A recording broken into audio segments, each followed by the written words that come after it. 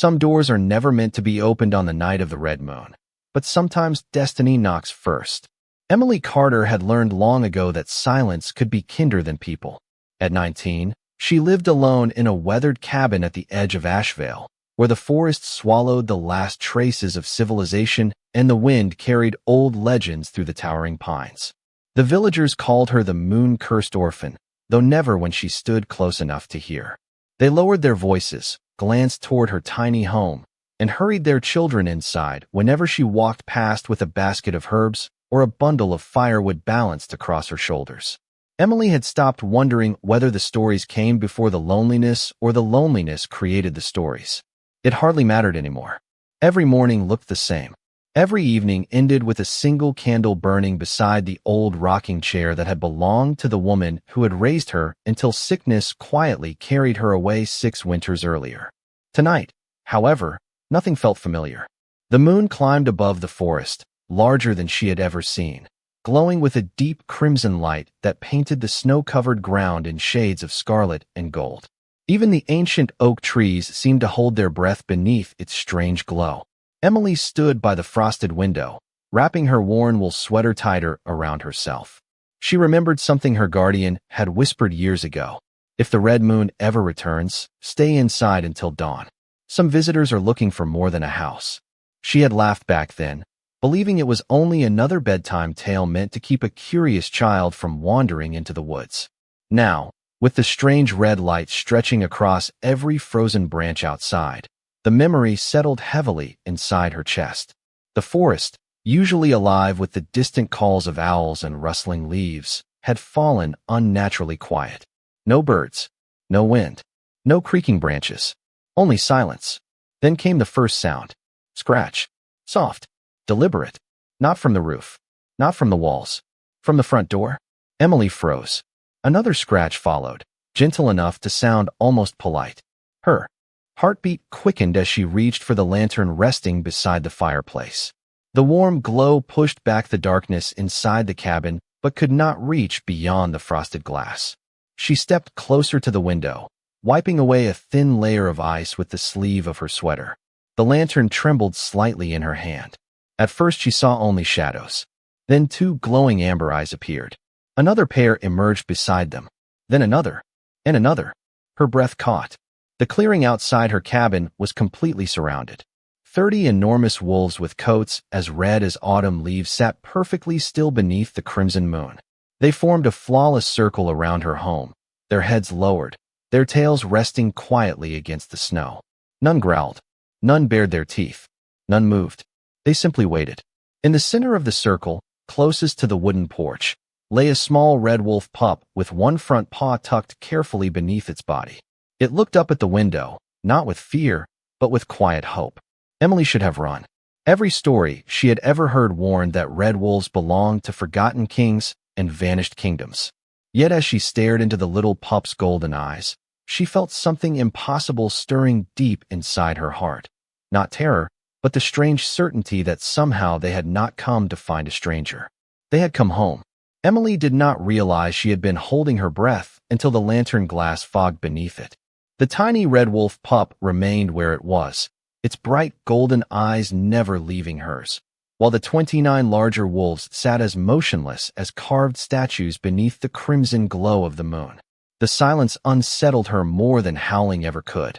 Wild creatures were supposed to pace, sniff the air, or grow restless. These wolves did none of those things. They waited with a patience that felt almost respectful. Emily slowly reached for the worn wooden latch on the front door, then stopped herself. Every lesson the villagers had ever repeated echoed inside her mind. Never open your door to the forest after sunset.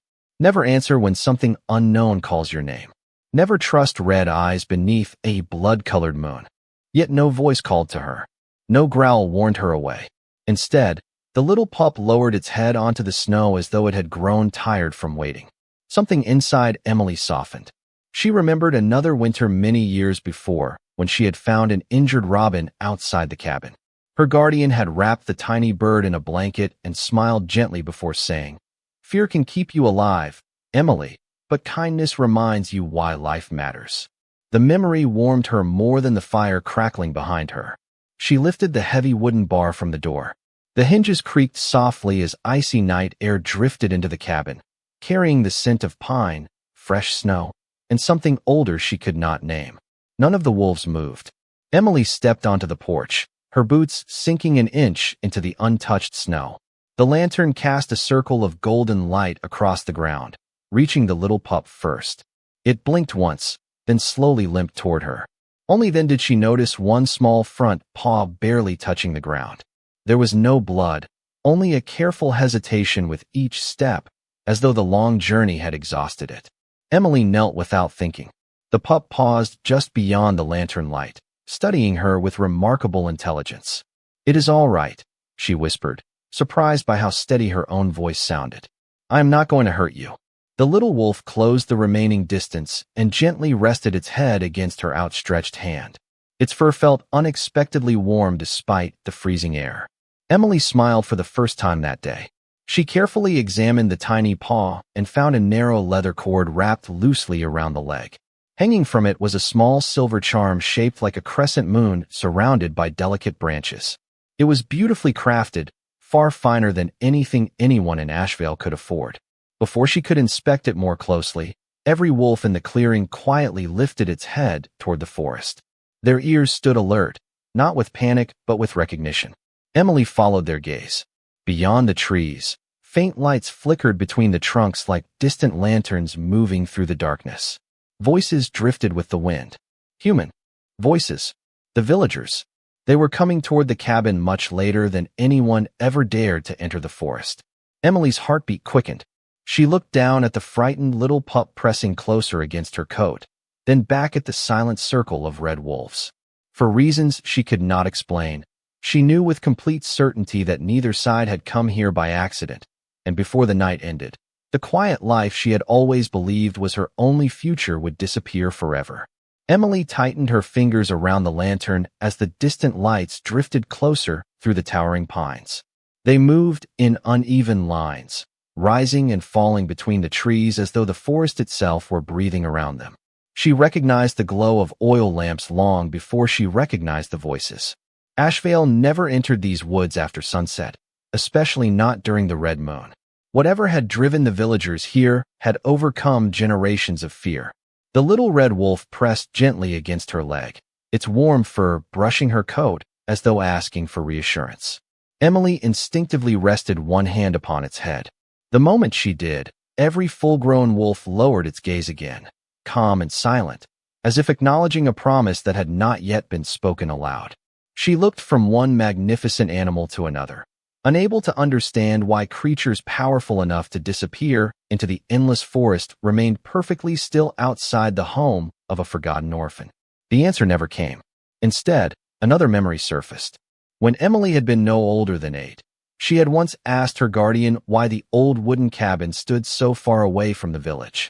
The elderly woman had smiled sadly while brushing snow from the porch rail. "Some homes are built where they are needed most," she had replied. Emily had accepted the answer then. Now it no longer felt complete. The approaching voices grew louder. "There," someone shouted through the darkness. "The tracks stop at her cabin." Another voice followed, strained with fear instead of anger. "I told you the stories were true. The red wolves have returned." Emily stepped down from the porch before anyone reached the clearing. She did not know why. Perhaps she wanted to prevent panic. Perhaps she simply could not bear the thought of the frightened little pup being surrounded by frightened people. The wolves made no attempt to stop her.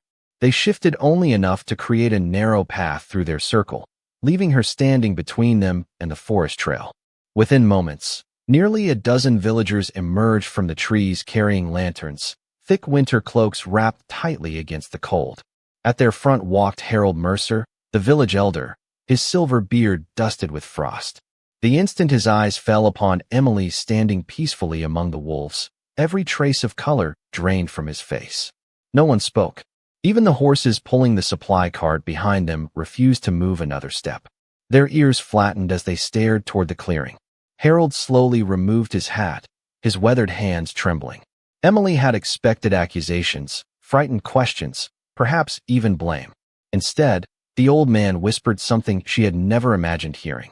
"It cannot be." A younger hunter stepped beside him, gripping his lantern tightly. She called them, he said under his breath. She has to be the reason. Emily shook her head immediately. No, I only opened my door because I heard scratching. They were already here. Several villagers exchanged uncertain glances. They knew Emily. She had never lied, never sought attention, never caused trouble. Yet nothing before them made sense. 30 red wolves surrounded her cabin without threatening her. The smallest among them leaned quietly against her side like a loyal companion. Harold's eyes slowly dropped to the silver crescent charm hanging from the little wolf's front paw. His expression changed again, this time from fear to something even deeper. Recognition. He took one cautious step forward before stopping himself. That symbol, he whispered. I prayed I would never see it again. Emily frowned. You know what this is? The elder looked directly into her eyes, carrying a sadness that seemed far older than either of them. I know what it once meant, he answered softly. But if it has returned tonight, then every story we buried with the last generation was never a legend at all. Harold Mercer did not move again. The cold night wrapped around the clearing, yet beads of frost clung to his beard as though the years themselves had suddenly grown heavier. His eyes remained fixed on the tiny silver crescent hanging from the little wolf's leather cord. Emily had never seen the village elder look uncertain. He had settled disputes, comforted grieving families, and guided Ashvale through harsh winters without once allowing fear to reach his voice. Tonight, however, he looked like a man staring into a memory he had spent a lifetime trying to forget. Please tell me what it means, Emily asked quietly. Harold looked toward the surrounding wolves before answering. Long before any of us were born, these forests belonged to the Red Crown Pack. They protected every village across the northern valleys. They were not conquerors. They were guardians. Several villagers exchanged confused glances. None of the younger generation had ever heard those words. The old stories spoke only of dangerous wolves that vanished generations ago. Harold slowly shook his head. That is because we stopped telling the truth. The hunter standing beside him frowned.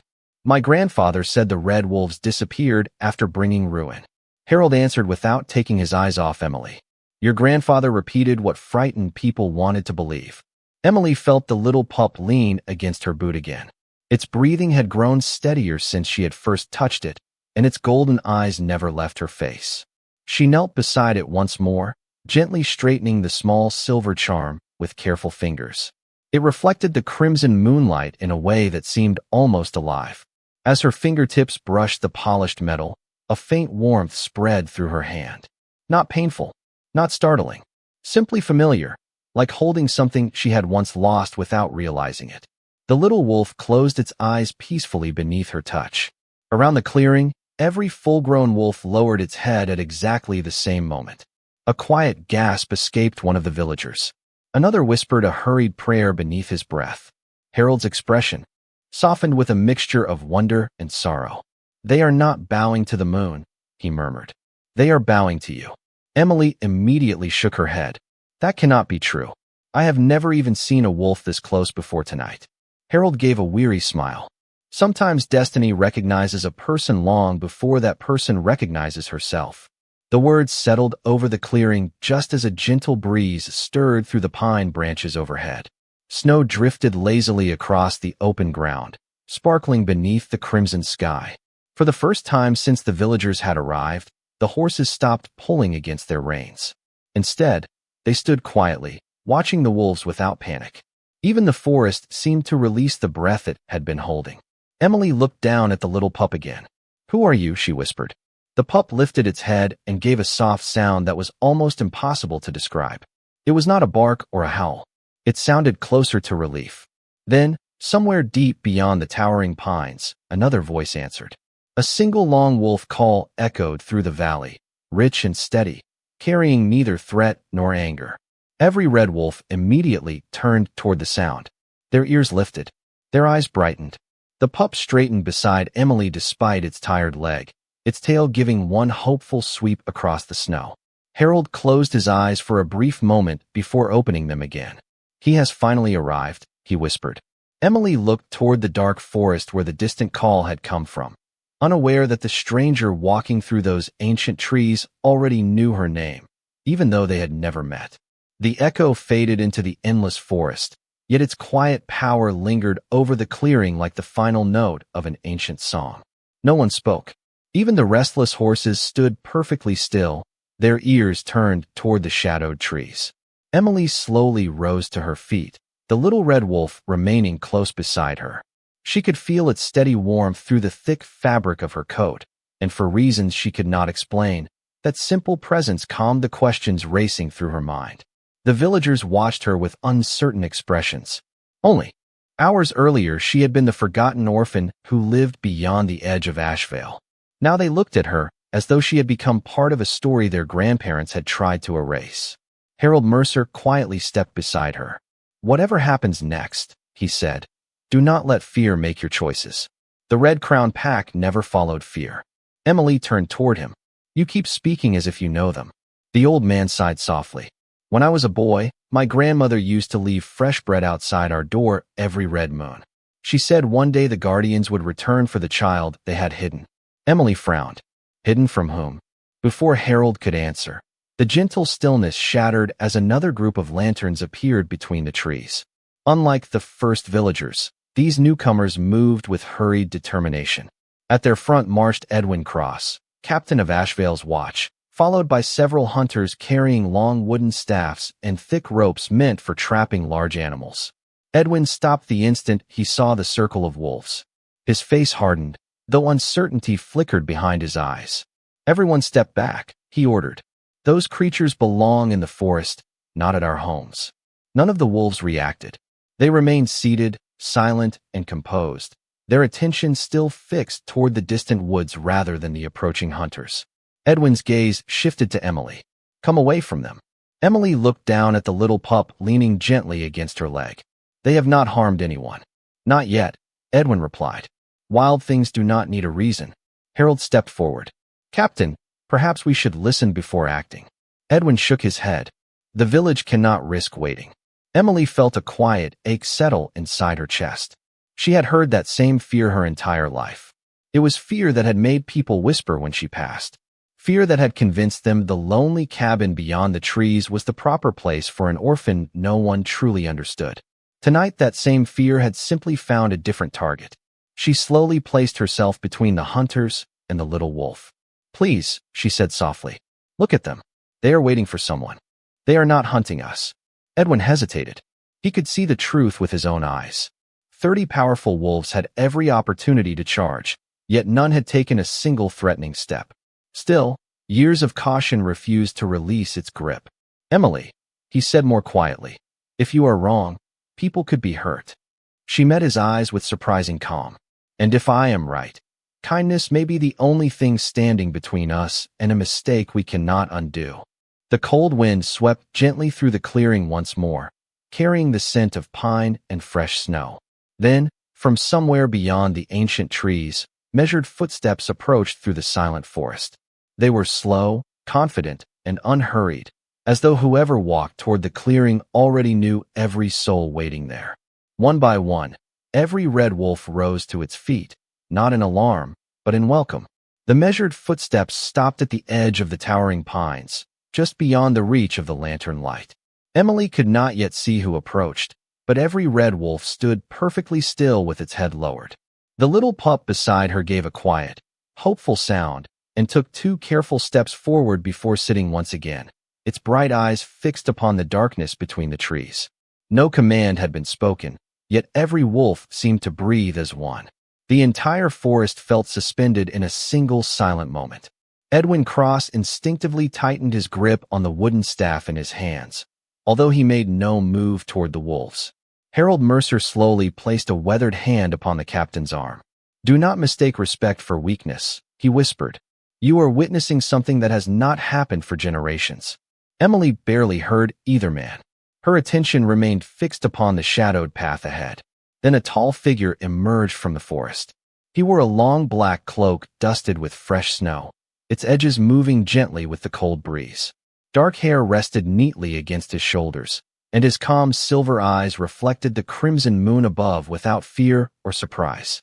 He walked with quiet confidence, neither hurried nor cautious, as though every step had already been written long before this night began.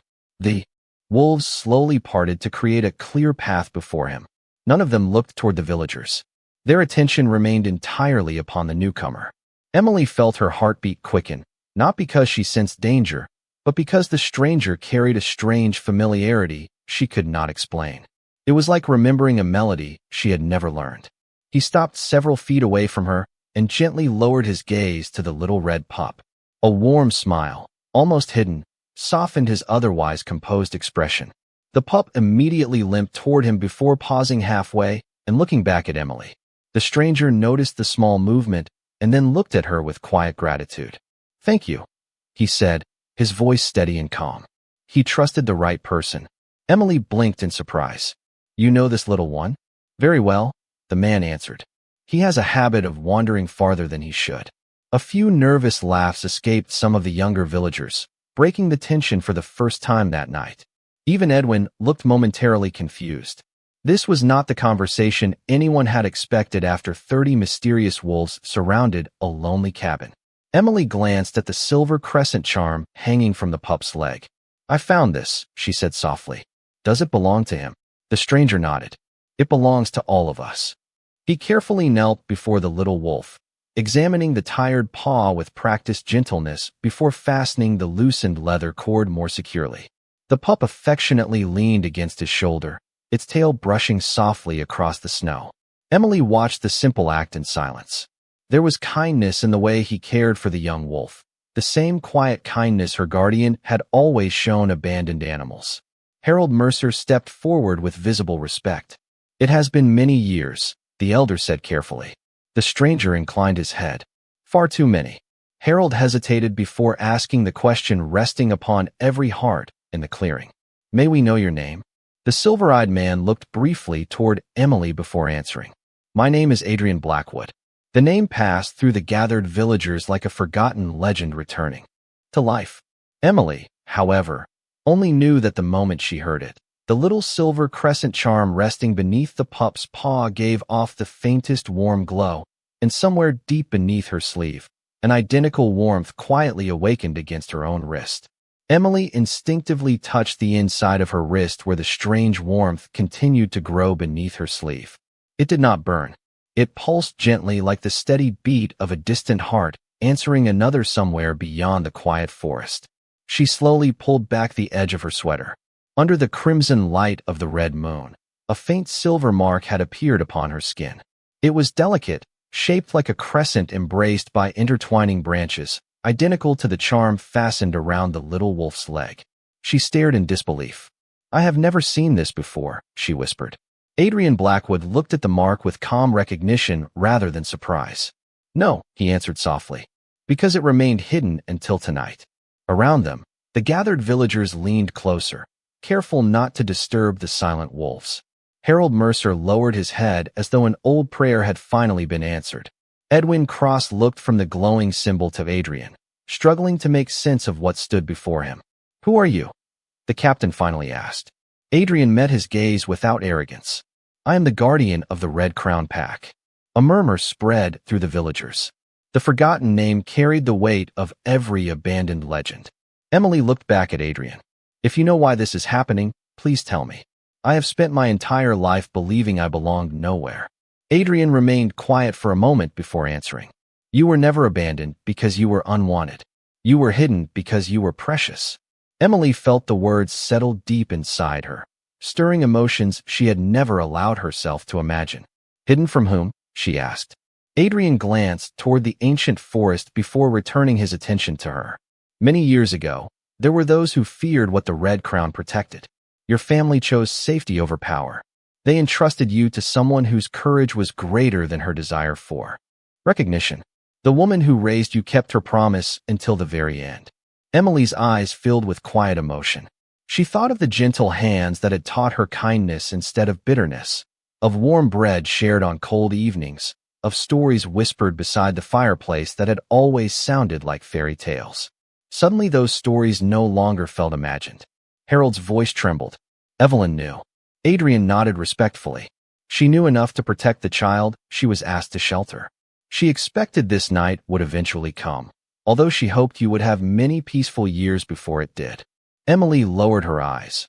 wishing more than anything she could ask the woman who had raised her one last question. The little red wolf gently rested its head against her hand again, drawing her back to the present. Without thinking, she stroked its soft fur. The silver mark upon her wrist shimmered faintly once more. At the same instant, every red wolf quietly bowed its head. No command had been given. No signal had been exchanged. The gesture flowed naturally through the entire pack, like leaves bending beneath the same gentle breeze. Even the villagers could no longer deny what they were witnessing. Edwin slowly lowered the wooden staff he had carried since entering the clearing. "They truly recognize her," he whispered. Adrian turned toward Emily once more. His calm silver eyes carried neither expectation nor pressure, only quiet respect. "The mark does not choose someone because they are powerful," he said. "It awakens in someone whose heart never stopped choosing compassion, even when the world gave them every reason to become bitter." Emily looked around the silent circle of wolves, then back toward the lonely cabin that had been her entire world only an hour earlier. Everything she believed about herself had begun to change, yet one question still remained. "If this mark has awakened now," she asked softly, "what happens next?" Adrian lifted his eyes toward the crimson moon shining above the ancient pines. "Tomorrow," he answered, "you will be asked to decide whether you wish to remain the orphan Ashvale has always known, or discover the family that has been searching for you all along." Emily lifted her eyes to the crimson moon, letting Adrian's words settle into the silence around her. Family. The word felt unfamiliar, almost fragile, as though it belonged to someone else's life rather than her own. For as long as she could remember, she had measured home by the sound of a single fireplace, the scent of fresh bread her guardian baked every Sunday, and the quiet comfort of believing that expecting nothing meant never being disappointed. Now, standing beneath an ancient sky surrounded by 30 silent red wolves, she realized that the world had been larger than the little cabin at the edge of Ashvale all along. The silver mark upon her wrist continued to glow with a gentle warmth before slowly fading until it became almost invisible once more. It had not disappeared. It simply rested beneath her skin, waiting. Adrian noticed her searching expression and offered a reassuring smile. "The mark awakens when your heart accepts what it has always carried," he said. "It does not demand anything from you tonight." Emily looked at him carefully. "Then I truly have a choice?" "Always," Adrian answered without hesitation. "Destiny may open a door, but only you decide whether to walk through it." Those words surprised Harold Mercer almost as much as Emily. The old elder had expected commands from a legendary guardian, not patience. He quietly nodded to himself, understanding why the wolves followed the man standing before them. Respect, he realized, could never be forced. Edwin Cross stepped forward slowly, no longer holding his staff like a weapon. His expression had softened into thoughtful uncertainty. "If Emily leaves with you," he asked, "will she ever return?" Adrian turned toward the captain. "That decision will belong to her alone. The Red Crown protects freedom before all else." Emily felt an unexpected weight lift from her shoulders. For the first time in her life, no one was deciding her future without asking what she wanted. The little red wolf gently nudged her hand again. She smiled and scratched behind its ears, earning another contented sound that made several villagers exchange relieved smiles. The fear that had filled the clearing only an hour before had quietly given way to curiosity. Children peered from behind their parents' coats, fascinated by the wolves that sat so calmly beneath the moonlight. One little girl carefully waved toward the smallest pup. To everyone's surprise, the pup answered by wagging its tail. Soft laughter spread through the gathering, dissolving the last traces of panic. Emily watched the simple moment with quiet emotion. Perhaps fear disappeared the same way kindness began, one small choice at a time. Adrian followed her gaze. "That is why they came here," he said gently. "Not to remind people of old legends, but to give them the chance to remember the truth." Emily looked around the clearing. The villagers who had once whispered about the lonely orphan now met her eyes without suspicion. Harold offered a warm smile. Edwin lowered his head in quiet apology. Even the ancient forest no longer felt distant or mysterious. It felt welcoming. A faint silver light appeared along the eastern horizon beyond the mountains, where dawn would soon arrive. Adrian looked toward the brightening sky before returning his attention to Emily. When the first sunlight reaches these trees, he said softly, the red moon will fade. When it does, the path to the red crown will open for a single day. If you wish to see where your story truly began, I will be waiting. Whatever your decision, it will be honored. Emily glanced once more at her little cabin, then at the circle of wolves, and finally at the growing light beyond the forest, feeling for the first time that tomorrow no longer frightened her. It invited her. The first pale light of dawn slowly spilled across the distant mountains, softening the crimson glow that had ruled the sky throughout the night. Emily stood quietly on the porch of the little cabin that had been her entire world for 19 years. Frost sparkled across the wooden railing, and the familiar scent of pine drifted gently through the cool morning air. Everything looked exactly as it always had, yet nothing felt the same. The silver mark beneath her wrist rested peacefully now, hidden once again, but she no longer questioned whether it had been real. Some truths did not need constant proof once they had been felt by the heart. Around the clearing, the 30 red wolves remained gathered in calm silence. The little pup trotted happily between Emily and Adrian Blackwood, occasionally glancing back at her as if making certain she was still there. Emily smiled every time their eyes met.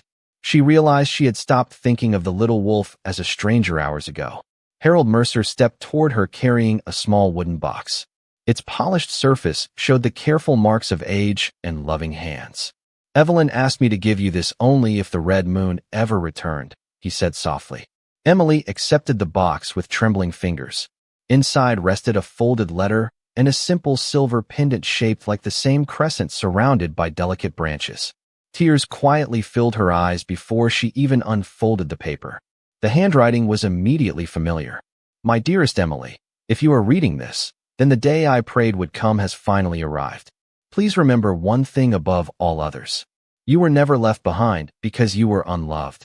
You were protected because you were deeply loved. Whatever path you choose after today, choose it with the same kindness that has always lived inside your heart. Nothing you discover about your past should ever change the gentle person you became. I have always been proud to call you my daughter. Emily pressed the letter carefully against her heart. For years, she had wondered whether she truly belonged anywhere. Now she understood that belonging had never been measured by blood alone. It had been built through every bedtime story, every warm meal, every quiet lesson about choosing compassion when bitterness seemed easier. She looked toward Adrian, who waited without impatience, giving her all the time she needed. I think I know my answer, she said. Adrian simply nodded. Then speak it only when you are ready. Emily slipped the silver pendant around her neck. It rested beside her heart as though it had always belonged there. She turned to face the villagers of Ashvale. Many smiled warmly. Others wiped quiet tears from their eyes. Edwin Cross stepped forward first. Emily, he said sincerely, if you ever return, this village will welcome you home. Harold smiled. It should have done so long ago. Emily thanked them with quiet gratitude before turning once more toward the ancient forest. She reached down and gently scratched the little red pup behind its ears one last time before taking her first step toward the waiting path. At once, the 30 red wolves began walking beside her, not ahead of her and not behind her, but together. Adrian remained at her side, saying nothing as the rising sun broke through the towering pines. Behind them, the lonely cabin stood peacefully beneath the morning sky, no longer a place of exile, but the place where an orphan had discovered she had never truly been alone. And somewhere beyond the forest, where the red crown awaited its long-lost daughter, a new chapter quietly began, proving that the greatest destinies often find those who never stopped choosing kindness, even when no one was watching.